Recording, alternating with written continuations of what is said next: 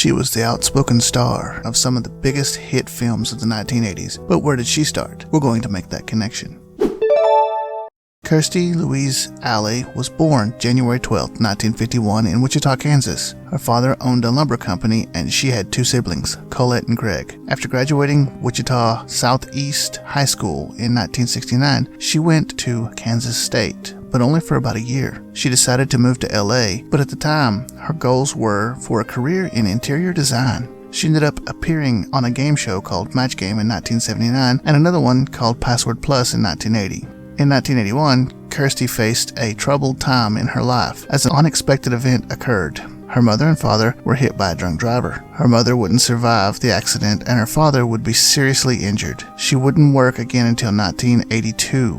At this point, she appeared in her first feature film, Star Trek II: The Wrath of Khan. She was given the chance to return for the follow-up films, but did not take the offer. She would later say that they offered her less for the follow-ups than for the original film. In 1983 and 84, she would make regular appearances on the ABC series Masquerade. In 1985, it was a busy year for her. She had lots of projects. They were mostly low budget, such as the films One More Chance, Blind Date, and Runaway. Not all of her works that year were smaller undertakings, however. She also had the ABC miniseries North and South, which was met with success, being released later as a box set. She also was on a TV movie called A Bunny's Tale. In 1987, Kirstie would get another role that would go down in the history of 80s classics when she was cast in Summer School. It was a box office win and now is a cult classic film for 80s nostalgia. In 87, it also brought Kirstie another milestone as she took the female lead role on the popular NBC sitcom Cheers. She was replacing Shelley Long and would stay with the show for the next 6 years until it had its final season. At this point, Kirstie was known to many people in the industry and had many fans already. However, there was one more big hit lurking in her future. In 1989, she would star alongside John Travolta in the film Look Who's Talking, a film which had the thoughts of a baby still too young to talk narrated throughout the story.